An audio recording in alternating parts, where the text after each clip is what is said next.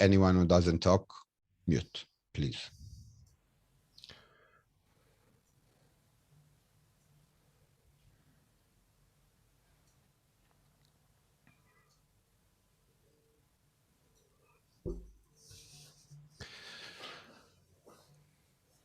Welcome everybody, and thank you for joining us on Synagogue Tech Forum.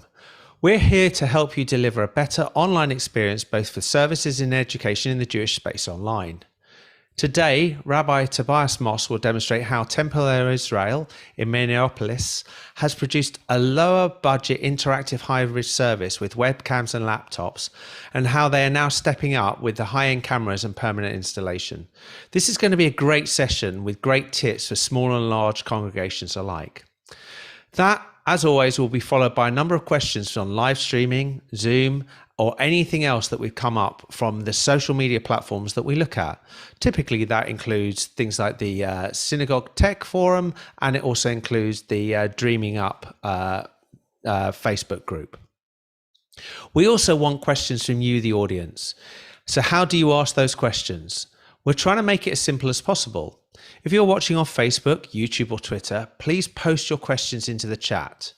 If you're here with us on Zoom, please use the Zoom Q&A button. But before we start and get into the session, I just want to quickly introduce the panel and some of the other people involved in today. So I'll start off with my two co-hosts, and first up is Rabbi David. Hey everybody, welcome, welcome, welcome. I'm really excited to learn from Tobias today. I'm David Paskin, your Torah tech guy. My other host, all the way from the Holy Land, we have Rotem. Yo, yo, yo, what's happened? I'm Rotem. Really, I saw Tobias set up for this demonstration. Really looking forward for that.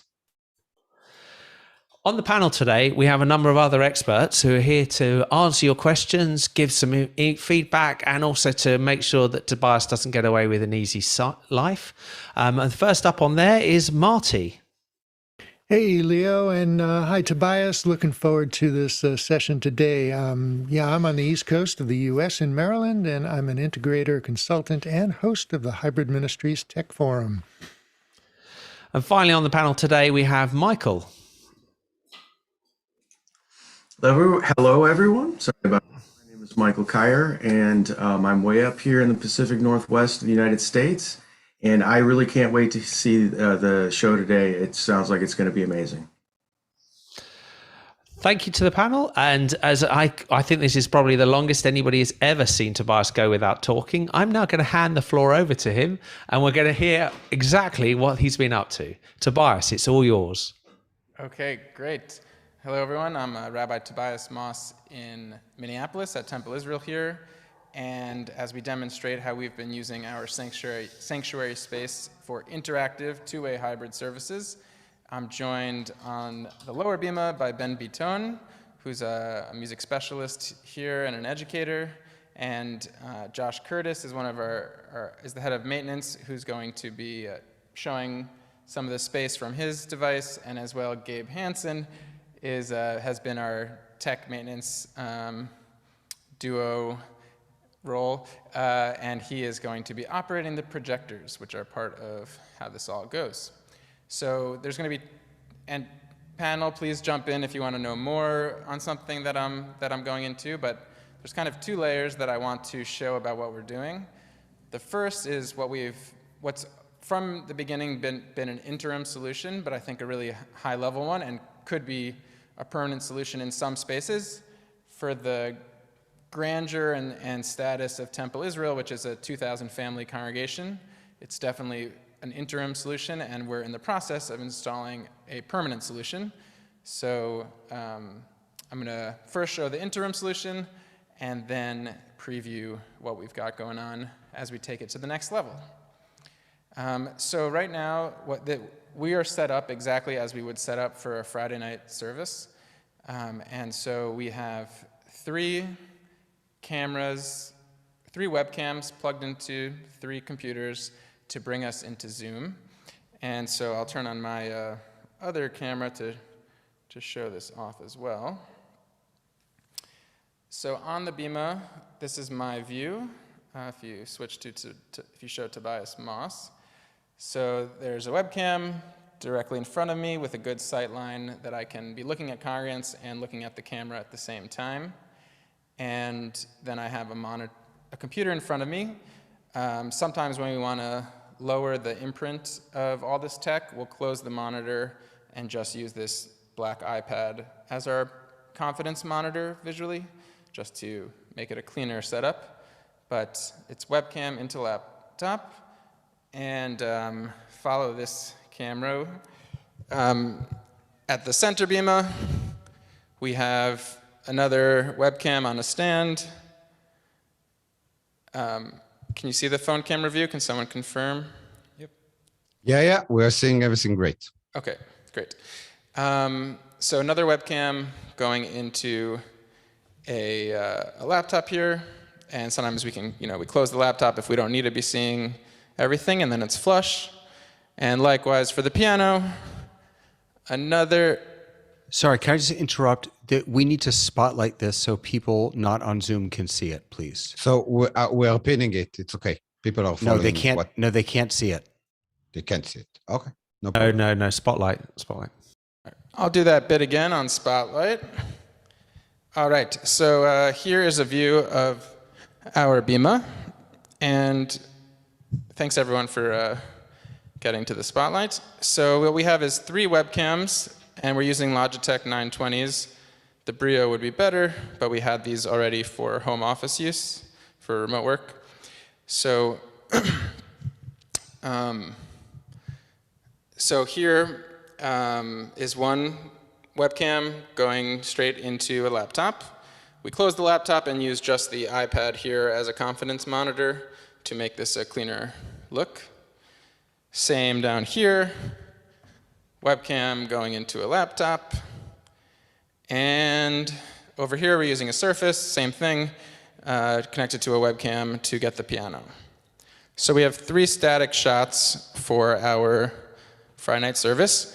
We actually do throw on another camera, like the one in my hand, to if a congregant is going to speak from their seat for a certain purpose, or during Lachad Odi, we even open the back doors of the sanctuary and get that on an extra camera to welcome the Sabbath bride, if that's. And Tobias, yeah. do you bring all those cameras in as separate Zoom participants?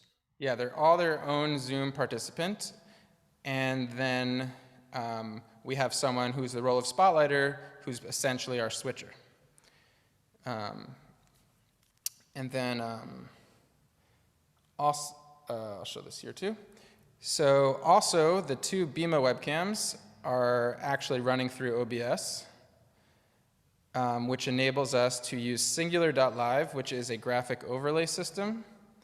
So you'll now see on the upper Bima and the lower Bima, the prayer text come onto the screen, and the page number also for those in the sanctuary who want to open a prayer book, but we actually find that the vast majority just go with the on-screen text, because it's not just on screen, but when we want it, Gabe, it's also, if you switch to the phone again, it's also on the projection of the back wall.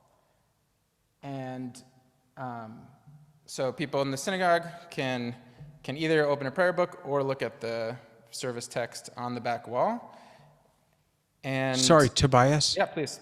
Sorry, forgive me. I'm a little slow here. So You're running the 2 webcams into 2 different computers. On both of those computers, you're bringing them into OBS, and then using OBS Virtual Cam into Zoom? Yes, perfect. And the extra layer is that we use this service called Singular.live, which creates graphics, but it creates them in the cloud. And so multiple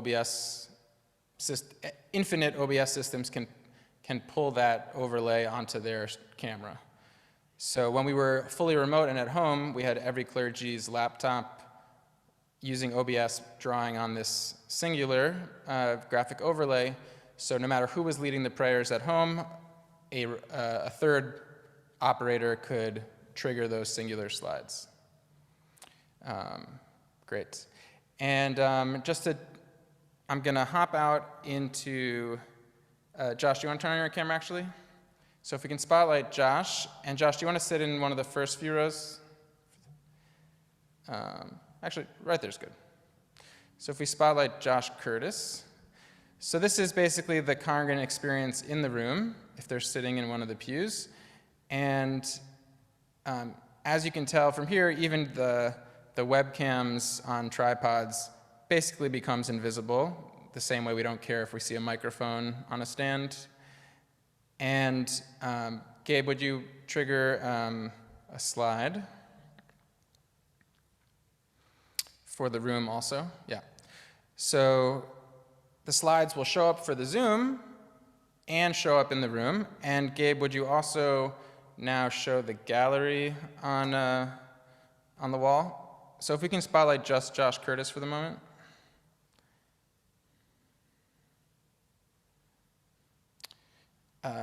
Okay, and great. So on the back wall, we can project whatever we're seeing on the Zoom. And so Gabe, who's by the projector with shortcut keys, can choose to show just the prayer slide over black, over nothing, transparent. He can show the prayer slide over the person speaking in speaker view, or he can show the whole gallery. And so we used each of these at specific moments. For example, at the end of the service, we show the gallery and say, does anyone at home have challah by their side? And 4 or 5 people will hold up a challah to their camera, we'll spotlight all of them, and in the sanctuary, we can all see them. And we can even unmute them for them to lead the blessing or to say hello, that sort of thing. And so we have two-way conversation with whoever's on Zoom. So someone on Zoom could lead the candlelighting blessing, all of that. I haven't touched audio yet, but in terms of video and graphics, any questions from the panel or anything to clarify? So what are you planning? What is your upcoming game? What are you planning to add? Let's hold that off until we finish the interim completely. Yeah, Okay. David. I'd love to hear more about Singular.live. Like without going into too much detail, how easy do you find it to use? Are you able to import, say, from Google Slides or PowerPoint or something like that? I'm really interested in that. Yeah. So Singular.live, we as a institution have made slides almost from scratch. Another congregation and Rabbi Daniel Bogard gave us what he had started making. But basically you can create different presets of a lower third or a side panel, and then you have to import the text. And it does support Hebrew pretty well, as long as you create multiple text boxes, one for Hebrew, one for English, within the graphic. So here's a great example. Let's keep just the Shabbat candles up for a second. So, and then what's great is that once you build the slides, you can then duplicate them, put them in different playlists very easily. So we have Kabbalat Shabbat, Saturday morning, Hanukkah extra slides, and you can move those around. And once they're in their playlist order, you can send a playlist link to anyone, and it's touch. Very works. And we've been using it since the beginning of the pandemic, and they gave us a free nonprofit license and have had great support. And we've had one outage in the whole time on their end. So we've been really happy about it. So I had a quick question there, Tobias. I love what you're doing and projecting onto the stone. Mm-hmm. And actually this is I've seen this in a couple of places. I assume I'm taking a punt at the fact it looks like it's Jerusalem stone, and it seems to be the sort of thing that you can actually project really well on if the room. Do you have any issue with the light in the room? Did you have to do anything? Did you lower the lighting to make it bright enough on the screen, or not? Josh, who has revamped all of our lights in the sanctuary to great LED dimmable lights, but he says just high contrast project. Is that a new high contrast laser projector? 4K high contrast laser projector. Yeah, it's amazing. And how far is that projector away from the actual wall? Because it looks like it's quite a distance. Yeah, it's very far. Can we see that? If you spotlight Tobias Moss again. So they're in the balcony in the back of the. Wow, that is a really long throw. So that was a long throw lens that you had to. So for just looking at that, you would have had to get a long throw lens put onto that to make that work. It's pretty good.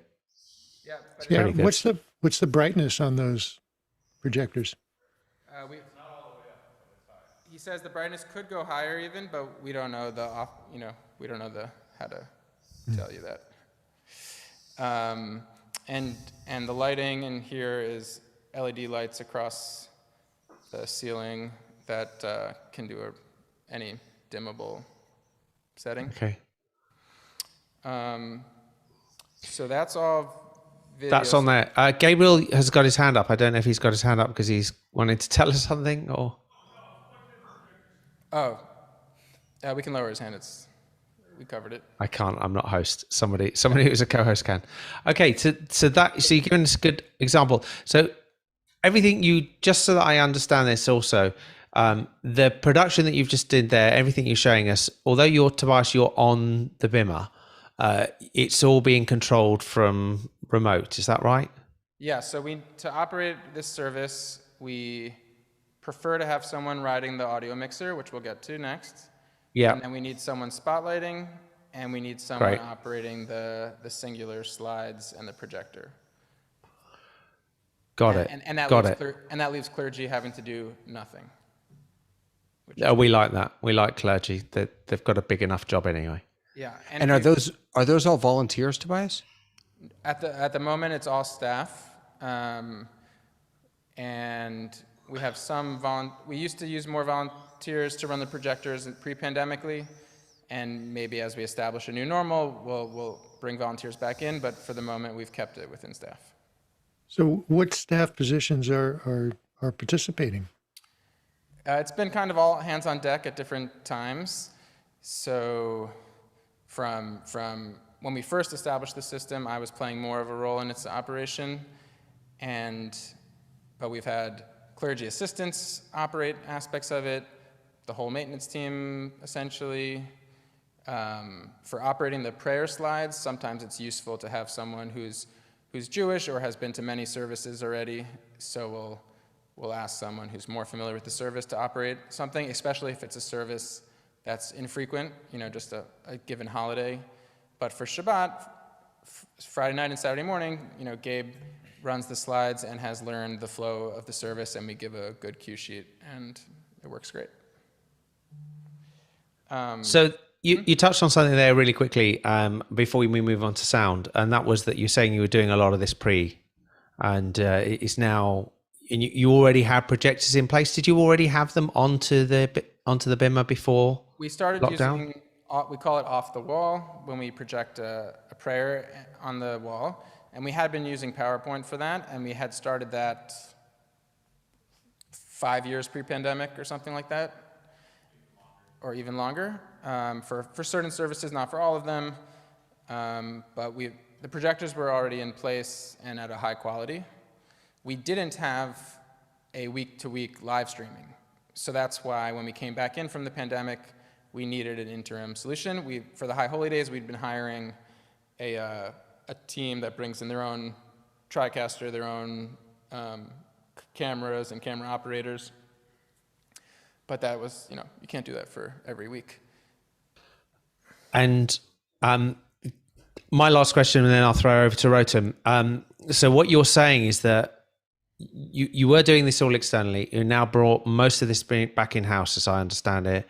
And now you're in the point where you're saying, well, we're self-sufficient. We can now look at ways and we can move this forward. That's my take of what you've just said there. Correct. And also we had a pipe dream of installing the permanent solution pre-High Holy Days this year. But with all the tech supply line stuff, it wasn't realistic. So I've got a question from Rota and question from Marty, and then we'll go on to the sound. Yeah. Rota. Actually, two questions. First one.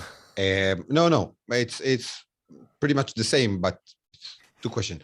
Does the slides on the show, on the actual ceremony, help you with something?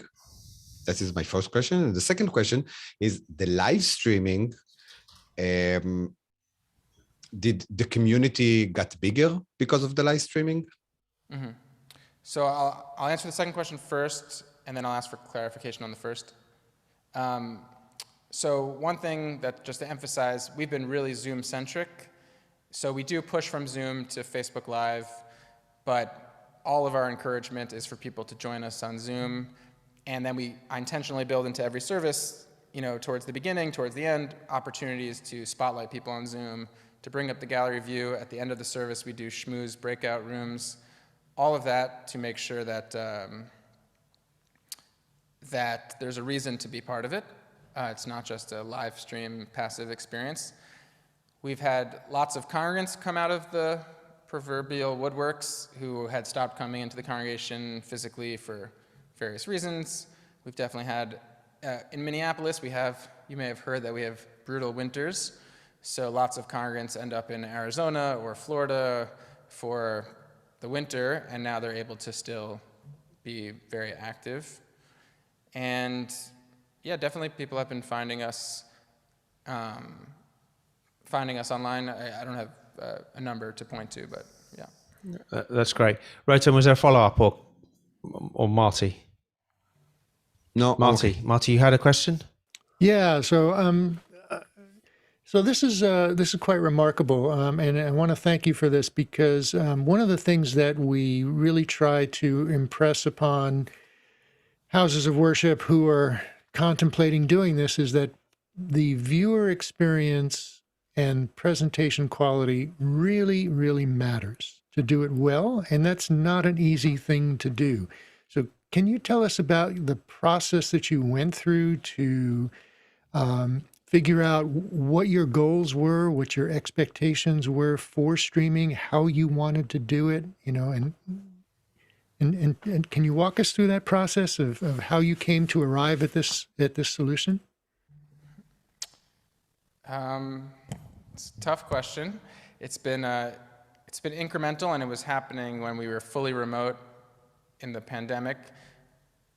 Up to that point, I didn't know OBS, had never heard of Singular, didn't know the proper camera angles and all of that.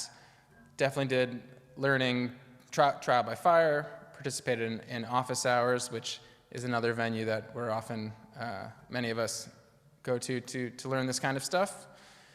And basically tried to up our home game. And then this is basically a remote kind of setup in an actual structure in the same room. So, in terms of using webcams, different, OBS, not using a video switcher. So at the moment, it's kind of like we took the best of a remote setup and just put multiple in the same room. So that's been an aspect of it. But how many people were on your task force, on your task group that came together to contribute ideas and work through the process? I'd say I've really spearheaded how we think about this, but have gotten great participation from everyone else on the staff to operate it, to tell me what wasn't working about it, to be critical about it. But I think I've been driving it.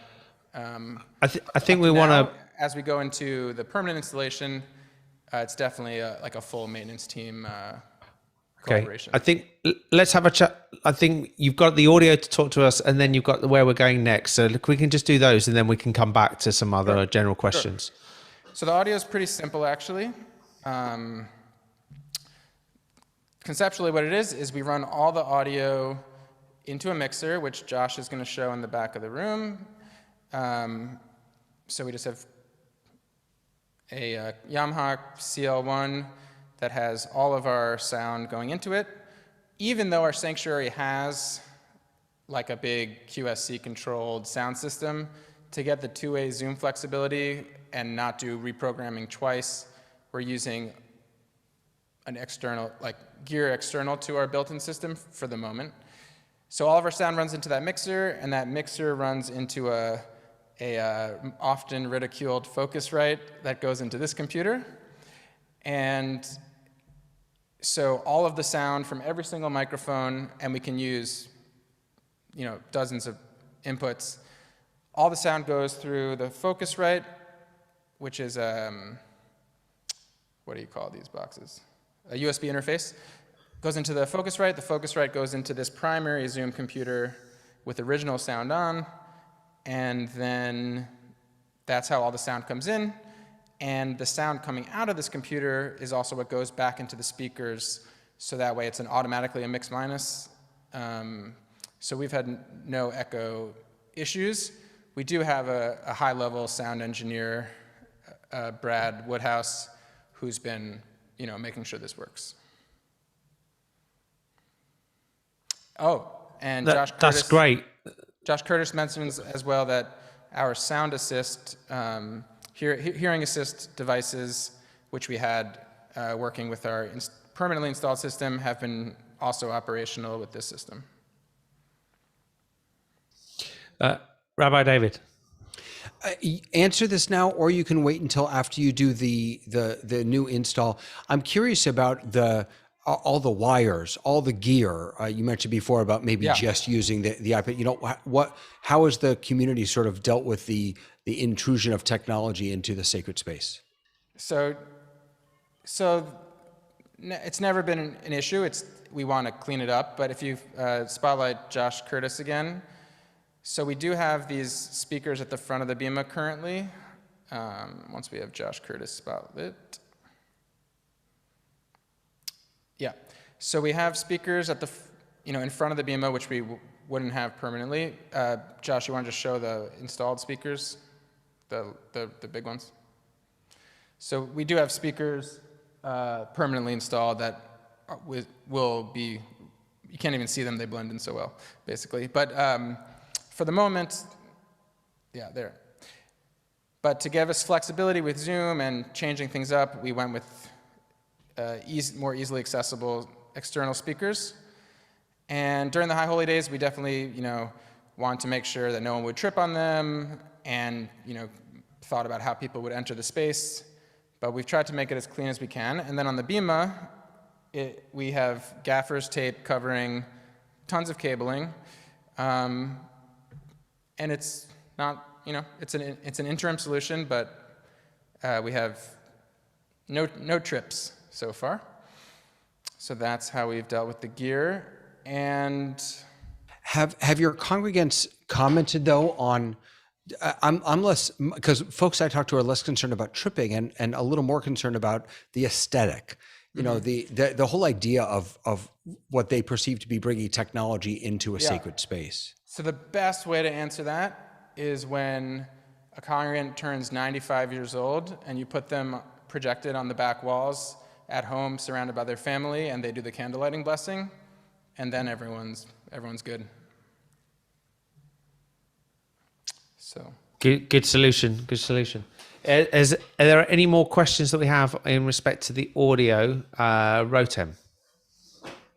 I just want to mention something. So as a guy that doing live stream and owns a lot of gear, I have a lot of respect of what you're doing, the simplicity of what you are doing on the production value you can bring to the ceremony that you're doing.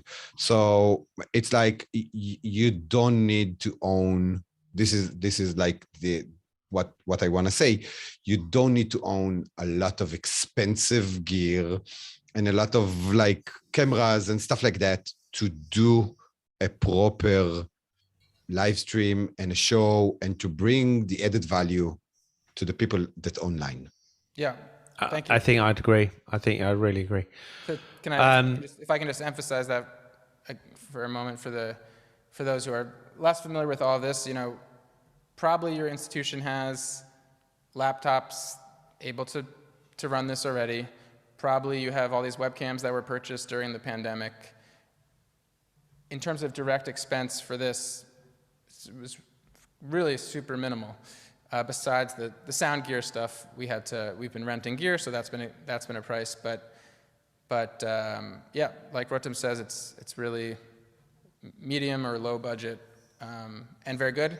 And what you see with people who have been relying on like one PTZ camera or something like that, is all these super zoomed out shots. And we chose shots that are really like you were getting during the remote pandemic isolation, just the person into the camera, so to keep that connection. I like that. I like that personal connection, the engagement, the eye contact, because the cameras are so close, somebody who's standing at the bema, who's standing at the pulpit, can really engage with the audience. I do have a couple of questions, if I could. To add one more thing to that, we've had lots of bar and bat mitzvah children lead the service, and depending on what they were excited about, we either had the gallery view open in front of them the whole time so they could see their cousins the whole time, or if they were a kid that's more easily distracted, we close the laptop and just open it at the end, unmute everyone to say Mazel Tov. And so even youth and adults have interacted with the technology on the bema, not just the clergy, and it's been really seamless. Beautiful, beautiful. The 3 laptops that you have up there, how are they connected to the network? Are they wired or Wi-Fi? The 2 primary ones, upper bema, lower bema, are Ethernet, which we had to buy, a 300-foot cord or whatever, because we didn't have Ethernet on the bema previously. And then the third one on the piano, we thought if it glitches a little bit, we're okay with that. So that one's Wi-Fi. And I found it interesting that for people in the room to hear somebody from Zoom, you're coming out of a laptop and going directly into the speakers. So do you have any control over that? How would you control the volume in the room? On the mixer, the Zoom input back into the mixer is on a fader and can be ridden. Oh, okay. So maybe I misunderstood. I thought you said there was an output from the computer on the bema that's going to the speakers. It goes first to the mixer. Oh, so you're running it all the way up to the mixer first. Oh, okay. Great. And then you mentioned the hearing assist system. So that's a very important element in a sanctuary for people who have hearing challenges to be able to participate and hear and appreciate. And so I think you just answered my question. I was asking how do they hear people from Zoom, but you have it running through the mixer, and that's perfect. Correct. Yeah, great. Rabbi David, I saw your hand on this. I was just, David Eppinger in the chat was just saying that the biggest challenge for synagogue groups, small synagogue groups, is the sound connection interface and sharing both ways. You said that you haven't had issues with that echo feedback loop. Do you do any, how do you manage that? I think it's really, Zoom is managing it because it's only one. This computer in front of me is both the input and output to Zoom, to and from Zoom. So Zoom is only pushing back into the room an input from Zoom, and I think that's really where. But if I'm right on this, Tobias, somebody's actually managing the desk, aren't they? You've got somebody audio managing the audio of the desk. Not right now, for example. But in an ordinary service, do you or not? Do you unmute and mute Zoom? We have the Zoom spotlighter would mute any foul actors or whatever. Yeah.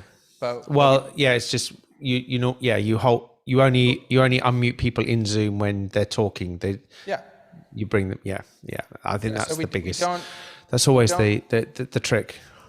We don't need to. Every time someone's speaking from Zoom, mute the rest of the system. We don't need to. Okay. All right. Okay. So moving on, let's move on to the third part, and then we can always come back on some points. Yeah. So Josh. I'll first say it conceptually, and then we can show it a little. So we want to get this tech off the bema. So we're having 3 PTZs. Installed on the back balcony, and They are going to get painted the same color as the balcony, actually, so that they disappear more. And then there's going to be one. If we can we spotlight Tobias Moss as well? So just to give perspective, so there's the 3 PTZs in the back of the room, and then there's going to be one more PTZ in the upper wing overlooking the bima, to give the Torah scroll shot, to give the congregation swoop, and to capture if there's a band over there. So we'll have 4 PTZs running into a production room that's just off the sanctuary, which will have the Tricaster and the mixer that's mixing the Zoom mix. And then in the back of the room, we'll still have the mixer that's making the room mix. And singular.live will still be how we generate graphics for the foreseeable future. And we have an integrator installing this as we speak. I can talk about some like the specific decisions we made around this, but that's the concept. Really interesting. Interesting to see that you've gone down that route. What do you feel? I mean, if you start with the very basics, was this an upgrade that you felt that you needed because people were saying that the camera quality wasn't there, or that you felt that this is just a natural progression? What was the driving force? The flexibility is a big driving force, right? So right now, I have to be here. If I walk 3 feet away from the camera, I'm no longer on camera. So we've had to choreograph every service to fit within our 3 camera views, or 2 camera views basically. And we actually, our senior rabbi, Rabbi Marcia Zimmerman, she's her preferred sermon style is to be on a wireless mic walking up and down the bima, and so she's been contained in a box and not so happy about that. So and also for different musical configurations, you want different camera angles, basically for camera angle flexibility. Got you. The service. And then you've got those 2 cameras up. Have you used those cameras yet? No, programming starts at the end of the month. So I see this quite often. I'm sure Marty will probably also come in on this as well. I see the spread of cameras very often start with 3 cameras very distantly spread, and then they get moved together because the angles may look good and you may get the maximum amount of angles, but the usability becomes really restrictive because you can't, if you want to capture something, you typically want to capture it 2 places from the same point. And so you want 2 cameras that are actually dead on and one that's an alternative, because you want to be able to go. So if you've got 2, I don't know, I couldn't remember if you've got it. Right now we have center aisle, left aisle, right aisle. Yeah. So what I've seen in a lot of cases that they move one of those left or right to the center, so you end up with 2 centers, so that you can get the 2 pulpits in, and you can swap between them without having a very, very different shot. So you can have a close and a wide on the same element. I would love to see what's going to happen in that respect, because I've seen this happen quite often, and also you lose the focus of for the rabbi where to look. Mm-hmm. If the main shot is in the center, they know to look in the center. Yeah, we shall see. Yeah, it's something we talked about for a long time.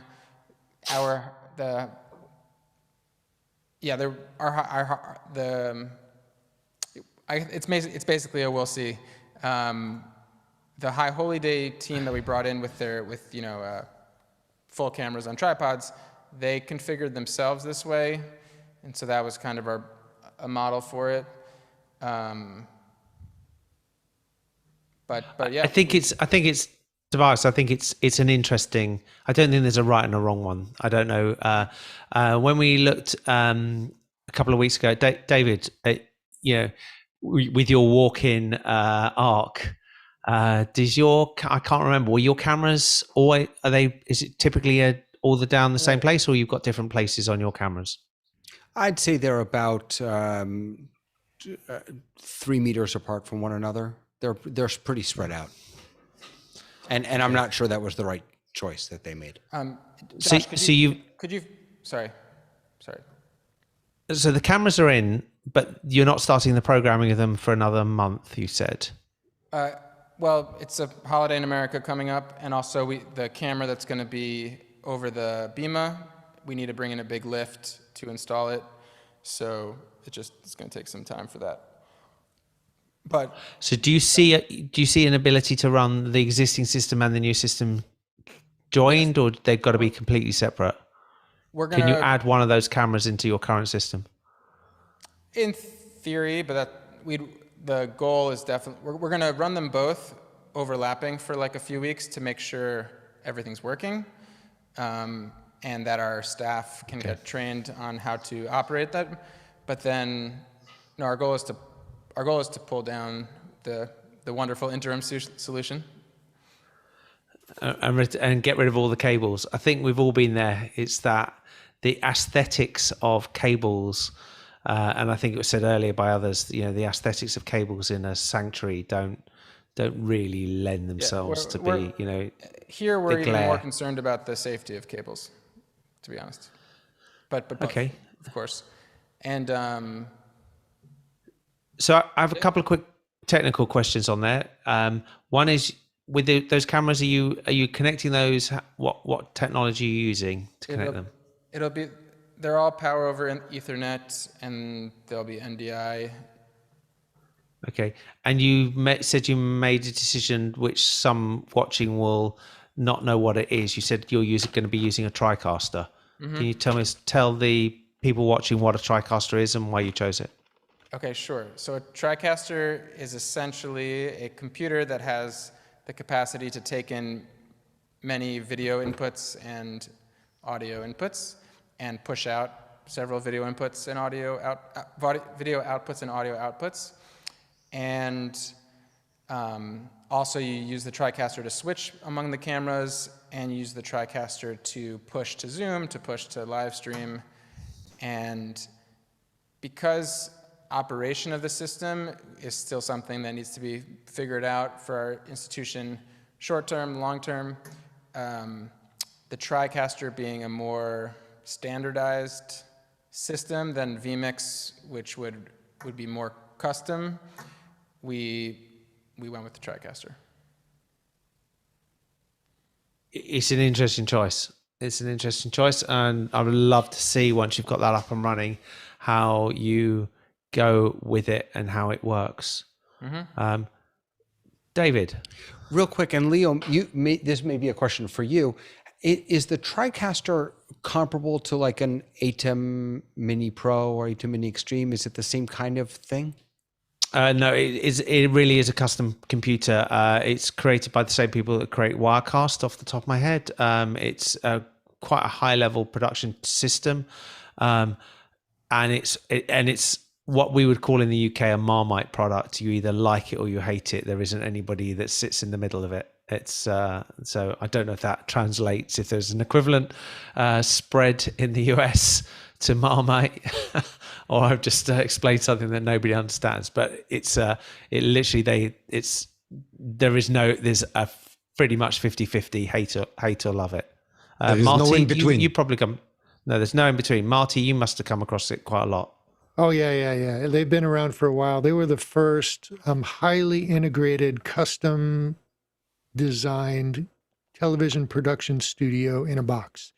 So the computer, the software, the capture cards, the output, graphics drivers, everything is custom integrated into a singular product, including the switcher software, the audio stuff. Everything is in there, and it skews towards higher level production, like broadcast level production, which makes it usually more expensive than a lot of people prefer to pay for a system. And so they go with something like vMix, which is also more capable, but requires more self-configuration, exactly, on site.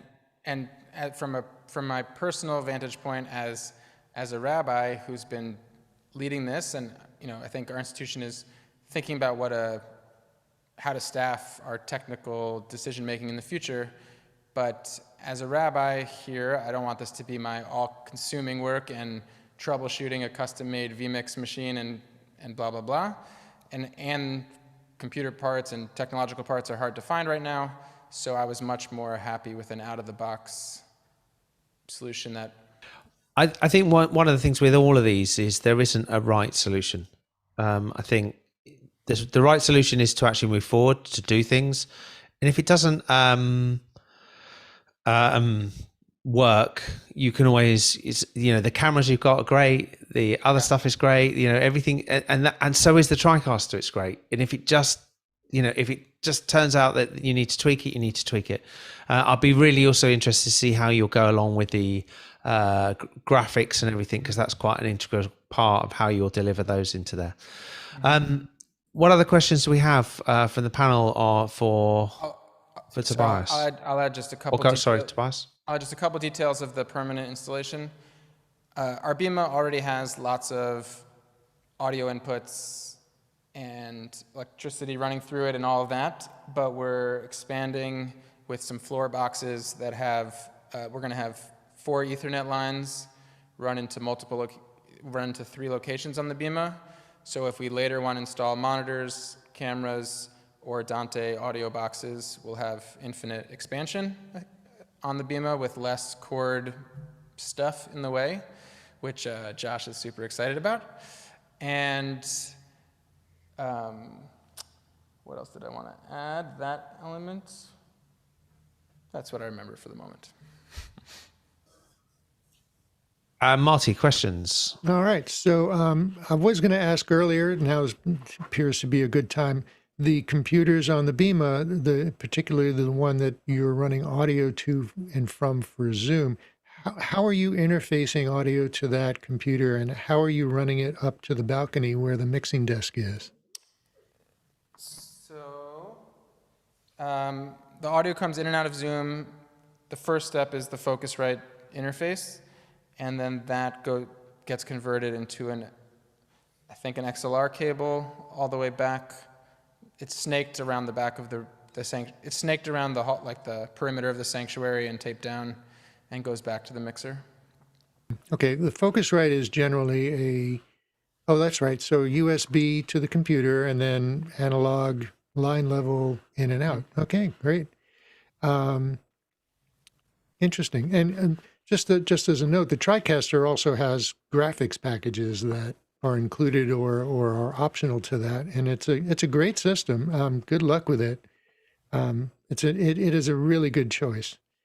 On the camera positioning that Leo was mentioning, it is really nice to have those 3 cameras that give you options for different angles for different parts of the Bima, which in your case it extends almost wall to wall. But to get that, so what Leo, I believe, was trying to get to was that having 2 cameras in one place that are for your main shot, like for the podium where you're standing right now, to have a wide shot and a close-up shot ready to switch between them, and requires 2 cameras in one place. And what some people will do is put a non-motorized box camera that can have a zoom lens on it, but it just doesn't pan or tilt. And that can give you the close-up shot or a medium shot, and then have a PTZ right next to it that you can use either in the same shot or move it somewhere else. And then that's a little lower cost option. Tobias, which cameras have you gone with? They're Panasonics, right? I think they're 30x zoom 4K Panasonics. Okay. Nice. All right. Okay. Very nice. That's fine. That's fine. And yeah, because as Marty says, you can get box cameras which actually match, so that give you a similar perspective, and even to the point that you can undersling them underneath that mounting potentially, so it doesn't look like there's a second camera. So, Josh, and it'll give you that same shot. Josh, if you point the camera towards the Bima, so if we spotlight the Josh Curtis again, just our beam is quite spread out. So I don't know if that also will just play out different. We'll just see how that plays out in terms of. I think every time, if you've got the flexibility to move them, you may need it. If you don't have the flexibility, you don't know. You just don't know. And it also comes down to almost to the point of which congregants sit where that block out the view of the cameras and everything. So you just don't know, really. So Josh, if you look at the camera, please, the one close to you. So I want to point out something about the camera location. So we were gonna mount it underneath the Bima. Josh, could you back up a little? You mean underneath the underneath the balcony? Balcony, yeah. Josh, give us a little more downward perspective. Perfect. Okay, right there. Thank you. So we were going to mount it underneath the balcony, but we thought, one, teenagers might jump up and do a volleyball spike on it, and two, anyone sitting in those pews where the balcony has already begun will see the camera moving. Where the cameras are mounted now, no one who's oriented towards the Bima has any view of the cameras at all. So that's why we. Yeah, I think it's a great location. Yeah. I think it's an absolutely great location, as you say. It's just blending them in. That said, I think they probably look like an eyesore now, or they look like something new. Give it 6 weeks, and nobody will remember they were there. So, David. Yeah, I just wanted to. No, please. Dave, okay, so Josh is reminding. So the other big reason why we did the on the balcony instead of under the balcony is because from on the balcony we can sweep up to our historic, beautiful ceiling, and also sweep the whole room. Whereas if it was under the balcony, we could maybe not even get the eternal lights. We couldn't get any of the higher features of the room. But now, because they're on the front of the balcony, we can get, the whole space. Yeah, because if they were under the balcony, they would be turned upside down.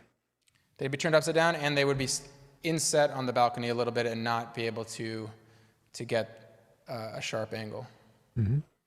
I'm wondering if you did any experimentation about the exact location of these cameras and what the important shots will look like. Because if you move a camera left or right and focus on where you're standing right now, your background would change.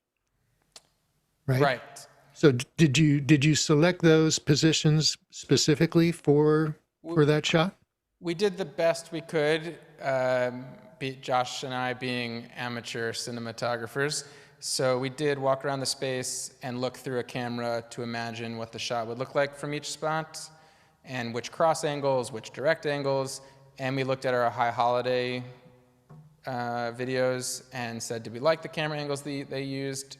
And at the end, we weren't positive what the best decision was. Likewise with the one camera that's going to be behind, on top of the Bima facing the congregation, there were a few possibilities of where to put it.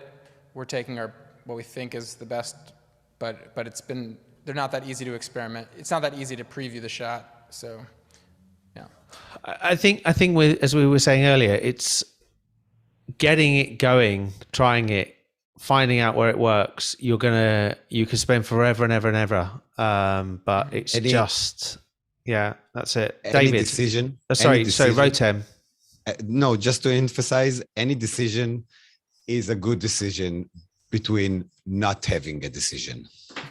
Yeah, I think Rotem, you've summed it up perfectly. David. Yeah, I'm being conscious of our time because we have some other questions, but I also just want to circle back to the beginning and really thank you, Tobias, and your entire team there for walking us through this. I don't know your congregation, but when I look at your sanctuary, it tells me that you have a larger congregation, perhaps with a larger budget than some of the rest of us. And so I really just want to go back to where you started, which is if all you have is 3 webcams, use 3 webcams. Like, I mean, Gay goes into, hey, I'm so excited to hear about the upgrades that you're making. I think it's going to be amazing. And you look great with 3 webcams. You know, your stream was fantastic with what you had. And so, I think many congregations will be going through this sort of growth process that you all are going through in their own unique, different ways. Yeah, I appreciate that. So I'm curious, what will happen to the webcams on the Bema once you have the PTZs ready to go? We'll sell them on the black market, or more staff will have better webcams. Logitech, they're just Logitechs, and they. No, I know. Unfortunately, you're not going. I know. I'm laughing. It's they're not. It's.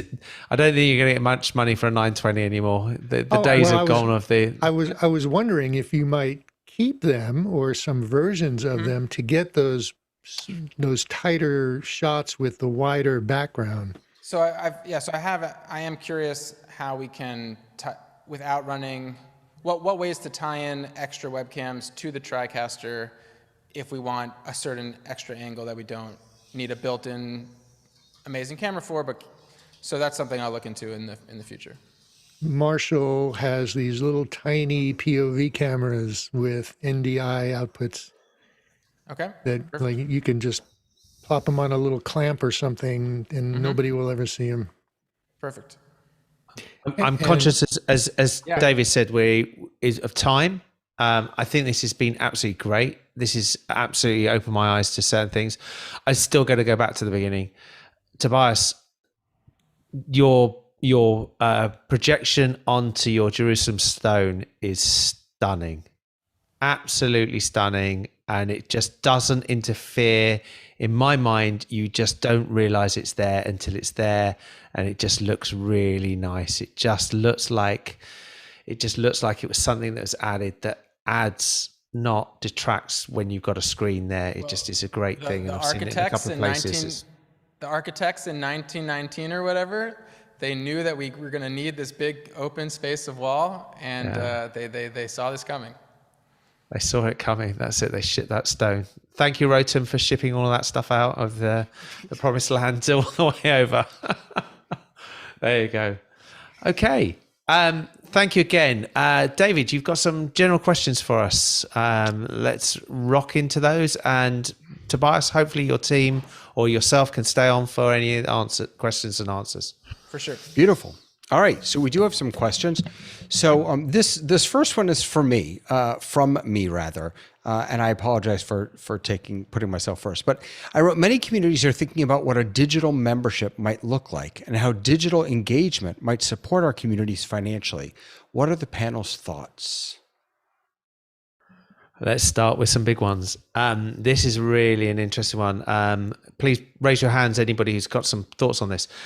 I think this is a big seismic change that we're going to see in the world that we're in.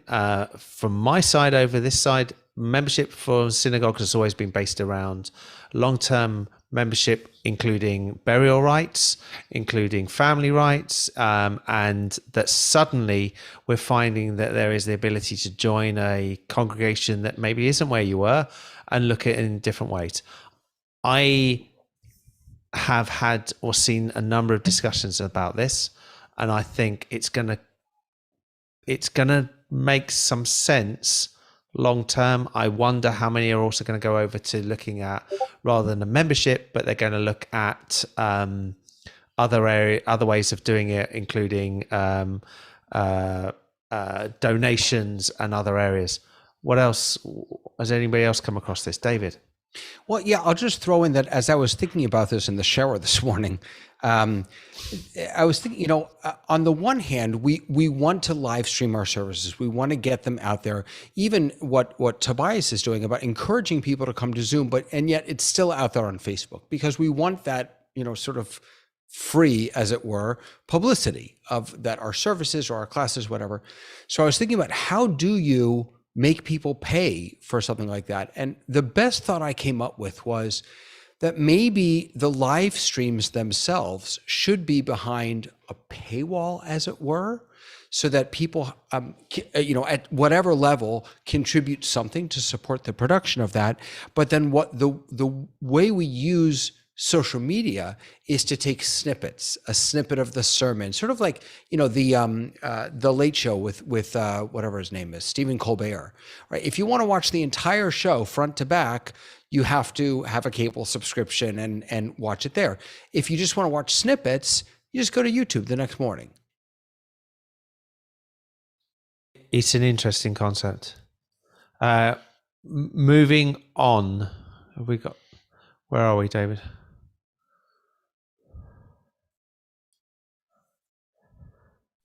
David, you're muted. I knew that. I apologize. Happens to the best. Hybrid conferencing. I'm currently using a TV monitor on stand hooked to a laptop with HDMI, a Logitech webcam, and a USB mic in the middle of the table. Problems are people at home can't see so well. It's from Rabbi Rona. So I see this as quite a common issue, and we are getting, and really, I guess this leads very closely back to where Tobias was saying. A webcam was only ever built really for a distance of person to webcam of about an arm's length. It's that sort of thing, or 2 arms lengths, whichever way you count it. It was not designed for in the middle of a room to there. And I guess this is where you're saying, Tobias, you've ended up having to put a camera where you probably didn't want a camera to be, so that people can actually see you at a size that, and there's a natural thing, and I'm actually slightly lower, but if I go sort of there, that's the sort of the standardy size that you want. I guess, so it's getting the right camera. Rotem. It's getting the right camera, right? So yeah, you need to invest if you want to look better, but it may be also the Zoom account you got. So maybe the Zoom account is not 720 or 1080. So you can go and ask Zoom in the chat to bump your Zoom account. Every account can bump their account to 720 if you ask them. And you need to go and ask them to do 720, and maybe this is part of the problem. Marty and then Tobias. So yes, the particular kind of camera and the lens and the view width of the camera will make a big difference. So for something like for a conference room where there's a conference table or something, I would look at the Jabra Panacast. Now this is a USB webcam, but it has a 180 degree, a full 180 degree viewpoint. So it can see the entire room, and then it will auto sense how many people are actually sitting in the room and will zoom down to that view so that you can see people who are talking. And if there's a lot of people in the room, it will open itself up wide, so you don't have to make that kind of adjustment. And that will help people watching on the other end to be able to see better and get a better sense of the room and how many people are in it and who's in it. And Tobias, did you want to bring something on this? Yeah, just to talk past the question a little bit, just that with a single camera, it'll be hard to get amazing video of multiple conference room participants. So even if the video never gets to what you want of, direct image on each person when they're talking, try to make sure that the sound is good around the room, no matter who's speaking. That's an even bigger factor. Great. David, next question. Next question comes in from Rabbi Robin. What is the relationship between Zooming and live streaming, and what are the best practices for combining the two? And just for context, this question came in part because they were streaming from OBS to StreamSpot, and also using the OBS virtual cam to go into Zoom. They were not streaming from Zoom out. And it seemed to be really taxing their computer. So that's the genesis of the question. Tobias?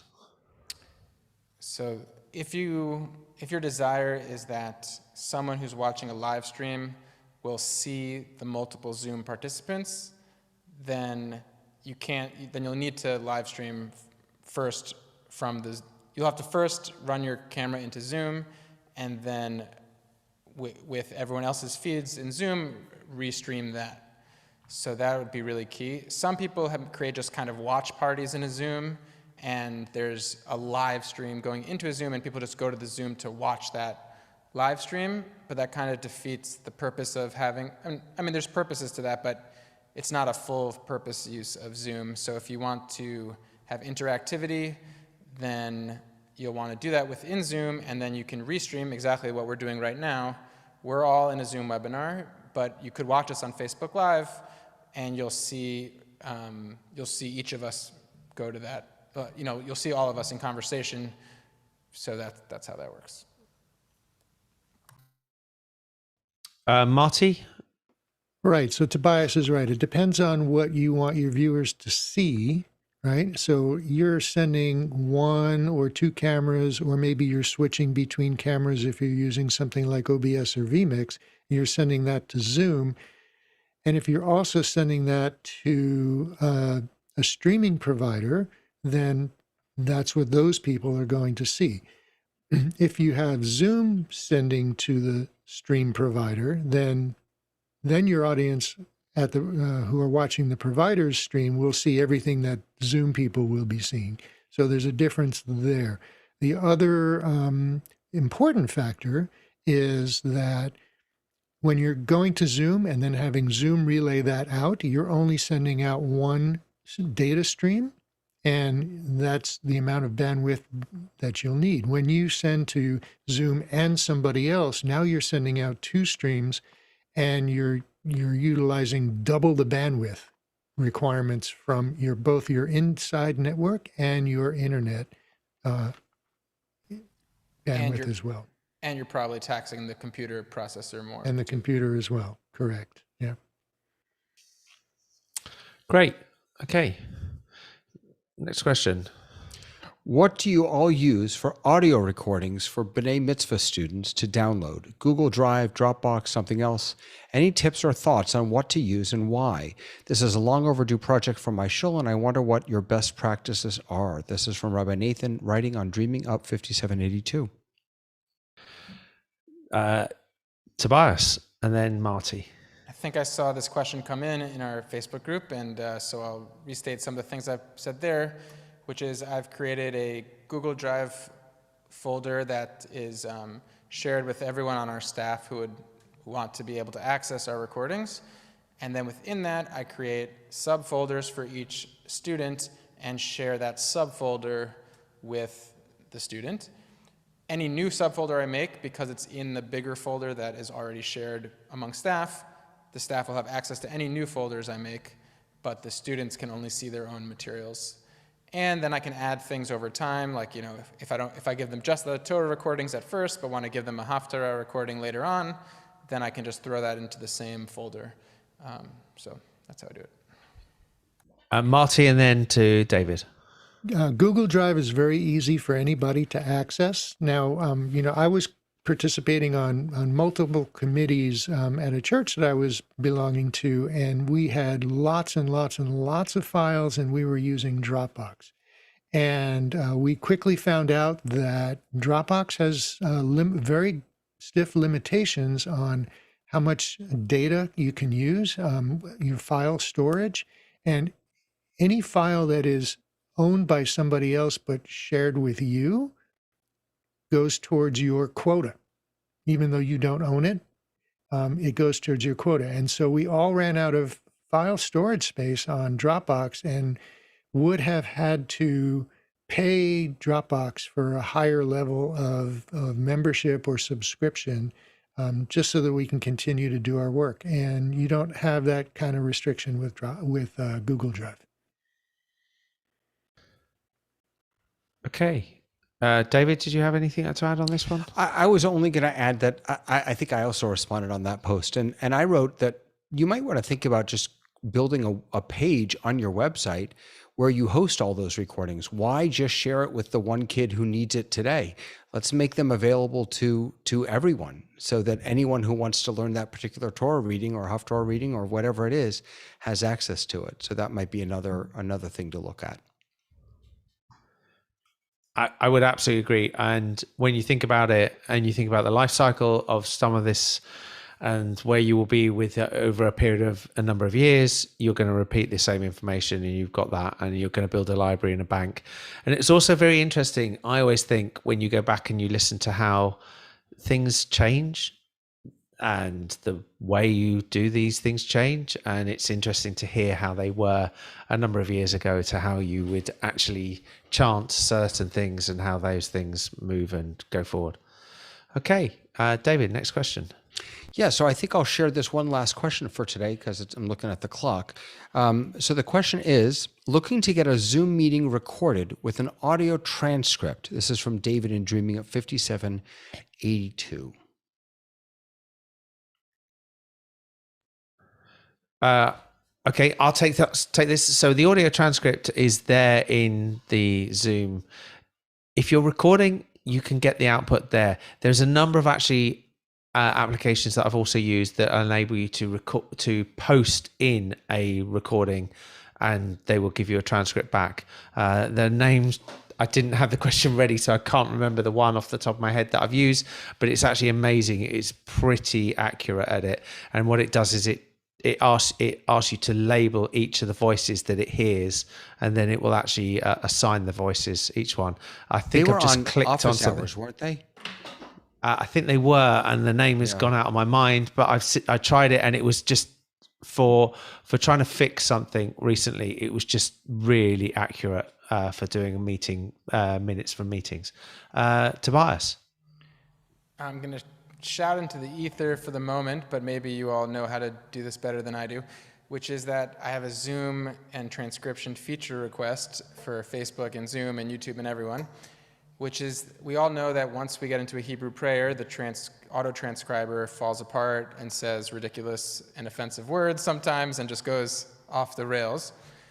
So I think these transcription services could super easily add in a feature where once its algorithm detects that its success and accuracy and confidence rate is below 60% or whatever, that it just says foreign language detected and just doesn't try until the accuracy is more confident. And then, because right now, I mean, if anyone's seen the transcription, it's an embarrassment when it starts taking the Mourner's Kaddish and says, "Oh boy, let's get it together," or whatever. Rotem.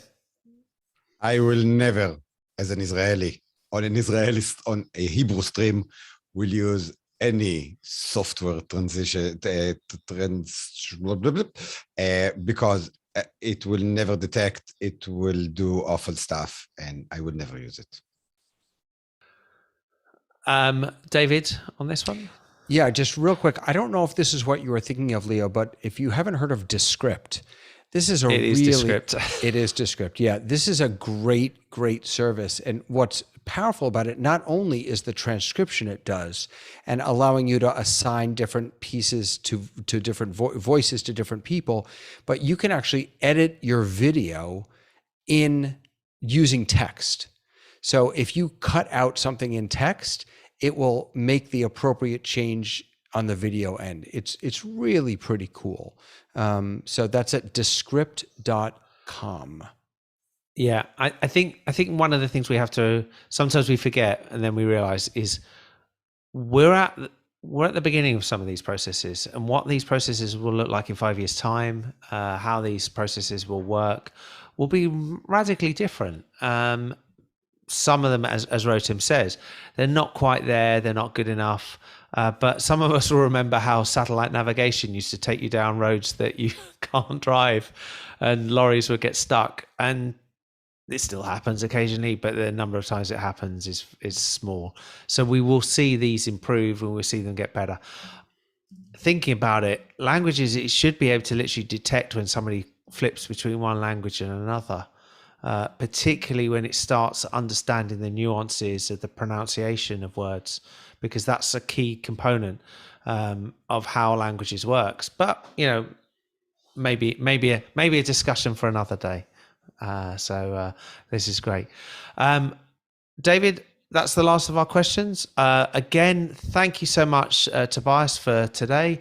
It was a great introduction. I hope that I think you've created more questions in my head than you've answered, which is always a really good way to end anything that we deal with. For everybody that was watching, thank you for joining Synagogue Tech Forum. We will be back in 2 weeks' time. In a week's time, we'll be back to the Hybrid Ministries Tech Forum run by Marty. Or not. Marty's Rabbi Oh, Marty. you just promoted him to rabbi. Did I? You said Rabbi Marty. I love that. Sorry. Marty just got a promotion. There you go, Marty. So it'll but in a week's time, it'll be Marty running Hybrid Ministries Tech Forum. So we look forward to that. I don't know what we're covering in a week's time. And then we'll be back. Although actually, I have a feeling we may not be, because are we right in the middle of... It's Thanksgiving, so I think they're probably skipping. It's Thanksgiving, yes. Yes, so we will you're take a skipping turkey it's break next week. That's it. You'll take it. That's it. We're coming up to holidays for everybody. So we will be back soon. Thank you again to my panelists. Thank you again to the other hosts. And we will see you all soon.